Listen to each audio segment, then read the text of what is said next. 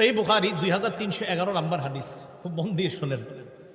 আবু হুরায়রা রাদিয়াল্লাহু তাআলা আনহু বলেন, ওয়াক্কালানি রাসূলুল্লাহ সাল্লাল্লাহু আলাইহি ওয়াসাল্লাম ফি যাকাতি রমাদান।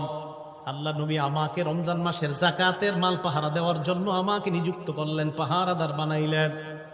আবু হুরায়রা বলেন, রাতের বেলা আমি মাল পাহারা দিতে থাকলাম। আতানি আতিন, এক ব্যক্তি আসছে আমার মালের কাছে, যাকাতের মালের কাছে। আসার পর ফাজালা ইয়াহসু মিনাত তাআম, হাত ভরে ভরে এইভাবে মাল নিতেছে। ফাকুলতু লাহু, আমি তাকে বললাম, ফাখাসতুহু, আমি তাকে ধরে ফেললাম, ধরে ফেলছি। ফাকুলতু লাহু, আমি তাকে বললাম, লা আরফা'নাকা ইলা রাসূলিল্লাহি সাল্লাল্লাহু আলাইহি ওয়াসাল্লাম, এই আমি তোরে নবীজির কাছে নিব। যেই ব্যক্তির হাত ধরছি ওই ব্যক্তি বলতেছে, আমাকে আপনি মাফ করে দেন, ইন্নী মুহতাজ, আমি অভাবগ্রস্ত, আলাইয়া ইয়াল, আমার অধীনে অনেকগুলা পরিবারের লোকদের ভরণ পোষণের জন্য অভাবের তাড়নায় কি করব, রাতের বেলা চুরি করার জন্য মাফ করে দেন আমার। আবু হুরায়রা বলেন, ফারাহিমতুহু, দয়া লাগছে আমার, ফাখাল্লাইতু আনহু, ছেড়ে দিছি, যাও যাও যাও।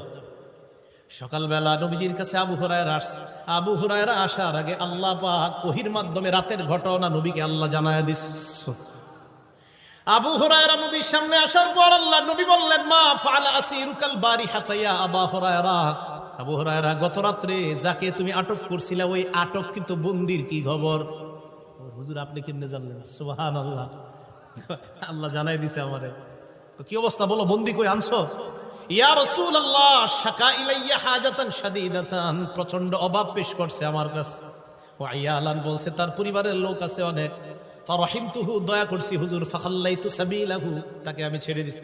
নবীজি বলে, আবু হুরায়রা, ইন্নাহু ক্বাদ কাযাবাক, সে তোমাকে মিথ্যা বলেছে, ওয়া সায়াউদ, সে আবার আজকে চুরি করতে আসবে।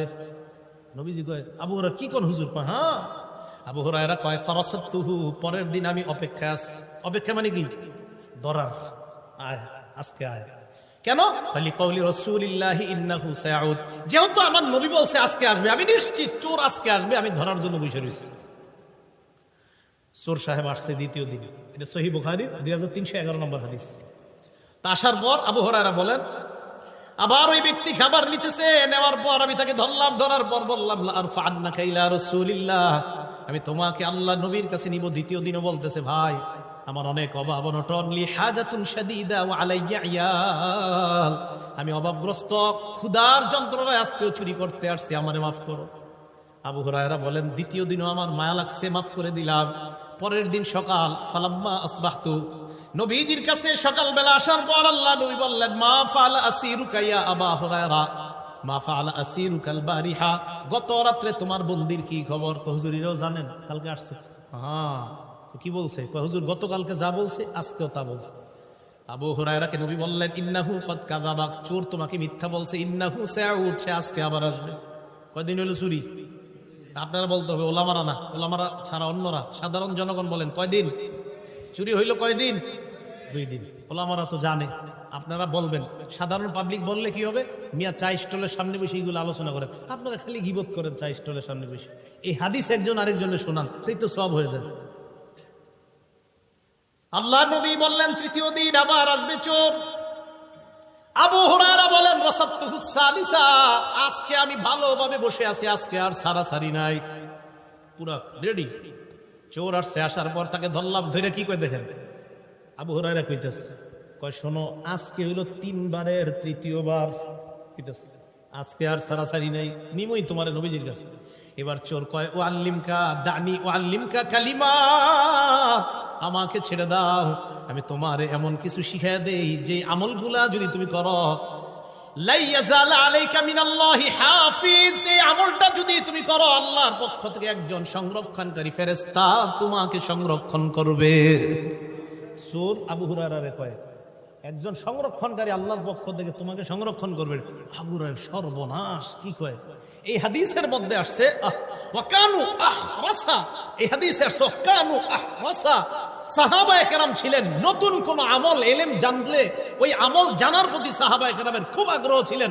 আবু হুরায়রা উনি যে চুরি করছে এটা ভুলে যায়, কয় ভাই শিখাও তাড়াতাড়ি, কোনটা শিখাইবা? সুবহানাল্লাহ। জানেন এই হাদিসটা বলে চিন্তা করি, মানে সাহাবারা কেমন, এই হাদিসে এটা লেখা আছে, এই হাদিসে কানু আহরাসা, সাহাবায়ে কেরাম আমল শিখার ব্যাপারে খুব আগ্রহী ছিলেন। মানে চোর চুরি করছে, বাস খালাস, চুরি ব্যাপার না, তুমি শিখাও, কি শিখাইবা? এমন কিছু শিখামু তোমারে পাহারা দিবে একজন, তাই নাকি? হ্যাঁ। আবু হুরায়রা কয় বলো। এবার চোর বলতেছে আল্লাহু লা ইলাহা ইল্লা হুয়াল হাইয়ুল কাইয়্যুম। চোর আয়াতুল কুরসি পুরাটা শোনায় দিস।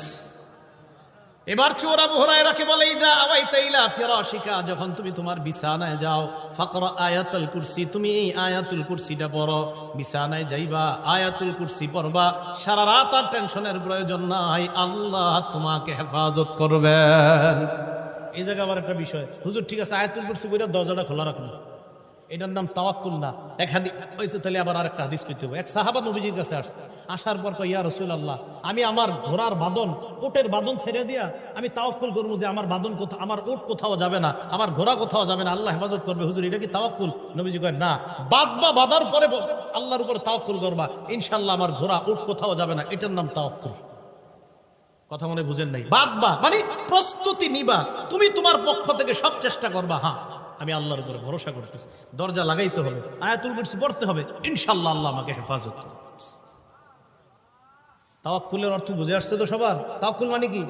ব্যাপার না হুজুর, দরজা খোলা থাকতো কি হয়েছে, না, নবীজি কিন্তু শিখাই দিছে বাঁধো, বাঁধার পরে তাওয়াক্কুল করবা, মানে প্রস্তুতি নাও, সব প্রস্তুতি নিয়ে ওয়াদনা সাইয়াহু সাওফা ইয়ারা, তুমি তোমার চেষ্টা করে যাবা, এই চেষ্টার ফলাফল তুমি দেখবা, সাওফা ইয়ারা। তাহলে আসেন আবু হুরায়রা রাদিয়াল্লাহু তাআলা আনহু এটা শিখার পর চোরে ছেড়ে দিস। নবীজির কাছে আসছে, আবু হুরায়রা কি খবর, গত রাত্রে বন্দির কি অবস্থা? হুজুর এই ঘটনা, আমারে তো এটা শিখাই গেছে। তাই নাকি? 3 দিন নবীজি কি বলছে, সে মিথ্যা বলছে গত 2 দিন। এবার আল্লাহ নবী কয় আবু হুরায়রা ইন্নাহু ক্বাদ সাদাকা, গত রাতে তোমাকে যা শিক্ষা দিছে এটা সত্য। ওয়াকাদ কাযুব, তবে শোনো, যদিও সত্য কথা বলছে তবে সে দুনিয়ার সবচেয়ে বড় মিথ্যাবাদী। আবার বলছি, আবু হুরায়রা গত রাত্রে চোর তোমাকে সত্য কথা বলছে, তবে এই চোর দুনিয়ার সবচাইতে মিথ্যাবাদী, তবে কালকে ঠেকায় বইরা তোমাকে একটা সত্য কথা বলছে, কিন্তু সে মিথ্যাবাদী। আবু হুরায়রা কয় কি কয়টা? নবীজি কয় তালাবু মান তুখাতিবু মুনযু সালাসালায়াল, গত 3 রাত তুমি কার সাথে মোকাবেলা করছো জানোনি? কয় জি না হুজুর। কয় জাকা শয়তান, এই 3 দিন চোর ছিল শয়তান। কে ছিল? শয়তান আয়াতুল কুরসির ফজিলত শিখাই দিস। শয়তান আয়াতুল কুরসির ফজিলত শিখাই দিতে, যে ঘুমাইতে যখন যাও, আমি শয়তান থেকে বাঁচতে হইলে, তোমার বিবি ইত্যাদি এগুলার হেফাজত রাখতে হইলে আয়াতুল কুরসি করে দরজা বন্ধ রাখো। শয়তান শিখাই দিছে। আমি শয়তান তোমার বিবিরে উল্টা পাল্টা কুমন্ত্রণা দিব না, তোমারেও দিব না, আয়াতুল কুরসি করে ঘর লাগাও। শয়তান শিখাই দিছে, এরপর আপনারা আমল করবেন। আজীব এক বর্ণনা। হ্যাঁ, শয়তান শিখাই দিছে, এটা পড়ো, তাহলে হেফাজত থাকা যাবে। সর্বশেষ 6 নম্বর কথা, আজকে এশার নামাজ কারা কারা পড়ছেন হাত তুলতে বলবো না, আশাবাদী সবাই পড়ছেন। 5 ওয়াক্ত নামাজের পর আয়াতুল কুরসি পড়া।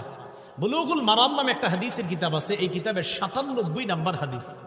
ক্বালা রাসূলুল্লাহ সাল্লাল্লাহু আলাইহি ওয়াসাল্লাম, নবীজি বলেন, মান ক্বারা আয়াতুল কুরসি দুবুরা কুল্লি সালাতিন মাকতুবা, 5 ওয়াক্ত ফরজ নামাজের পর যে ব্যক্তি আয়াতুল কুরসি পড়বে, লাম ইয়ামনাহু মিন দুখুলিল জান্নাতি ইল্লাল মাউত, মরণ ছাড়া জান্নাতে তাকে যাওয়া কেউ ঠেকাতে পারবে না। এই ব্যক্তি মারা যাবে আর জান্নাতে প্রবেশ করবে। সবার কাছে জানতে চাই, আমি সহ আজকে থেকে যতদিন আমাদের এই মেধাটা ঠিক থাকবে, আমাদের যতদিন পর্যন্ত মাথা উল্টা পাল্টা না হবে, সজ্ঞানে সুস্থ অবস্থায় যতদিন বেঁচে থাকবো, আয়াতুল কুরসি নামাজের পর কখনো মিস করব না। রাজি আছেন ইনশাআল্লাহ? হ্যাঁ, এবার হাত নামান সবাই। সমস্যা নেই, এগুলা জানা যায়। আয়াতুল কুরসি মুখস্থ নাই কাদের? হাত তোলেন। মুখস্থ নাই, সমস্যা নাই, এটা সমস্যা নেই, হাত তোলেন। মুখস্থ নাই, আপনারা শিখে নিন ইনশাআল্লাহ। হ্যাঁ, আয়াতুল কুরসি প্রত্যেক 5 ওয়াক্ত নামাজের পর পড়বেন, মারা যাবেন জান্নাতে যাবেন। আয়াতুল কুরসি প্রত্যেক 5 ওয়াক্ত নামাজের পর পড়বেন, মারা যাবেন জান্নাতে যাবেন। তো পড়বেন তো ইনশাআল্লাহ? তাহলে যারা শিখেন নাই শিখবেন তো ইনশাআল্লাহ? তাহলে এই ওলামা কেরামের সাক্ষীতে আপনারা ওয়াদা করছেন, তো ইনশাআল্লাহ শিখে নেবেন। হ্যাঁ, তাহলে আজকে থেকেই চেষ্টা করবেন, এমনি দেখে দেখে পড়বেন, না পার যতদিন না পারেন, আর ইনশাল্লাহ মুখস্থ হওয়ার পর বাস। এখন আপনি দেখে দেখে তো সবসময় পড়তে পারবেন না। আপনি নরসিংদী গেছেন, তখন তো কোরআন শরীফ সাথে নিয়ে যান নাই। এক মসজিদে আপনি আসরের নামাজ পড়ছেন, তখন ওই মসজিদে তাকায় দেখেন কোরআন শরীফও খুঁজে পাইতেছেন না, তখন আপনি মুখস্থ আমলটা করতে হবে। এই জন্য আমরা সবাই আয়াতুল কুরসির আমলটা শিখে নিব। তাহলে 1 নাম্বার, আয়াতুল কুরসি কোরআনের সবচাইতে মর্যাদাপূর্ণ আয়াত। 2 নাম্বার, আয়াতুল কুরসি কোরআনের প্রধান আয়াত। 3 নাম্বার, আয়াতুল কুরসির জিহ্বা আছে, দুইটা ঠোঁট আছে, আল্লাহর পবিত্রতা বর্ণনা করে। 4 নাম্বার আয়াতুল কুরসির তাফসীর শিখলাম। 5 নাম্বার আয়াতুল কুরসিকে কেন্দ্র করে একটা চোরের ঘটনাকে কেন্দ্র করে শয়তান আবু হুরায়রা রাদিয়াল্লাহু তাআলা আনহুকে আয়াতুল কুরসির ফজিলত শিখাইয়া দিছে। 6 নাম্বার 5 ওয়াক্ত নামাজের পর আয়াতুল কুরসি পড়ার ফজিলত জানতে পারলাম। আল্লাহ পাক রব্বুল আলামিন আমাদের সকলকে এই আমলটা যেন মৃত্যু পর্যন্ত করতে পারি, আল্লাহ তৌফিক দান করেন। আমিন। ওয়া আখিরু দাওয়ানা আনিল হামদুলিল্লাহি রাব্বিল আলামিন।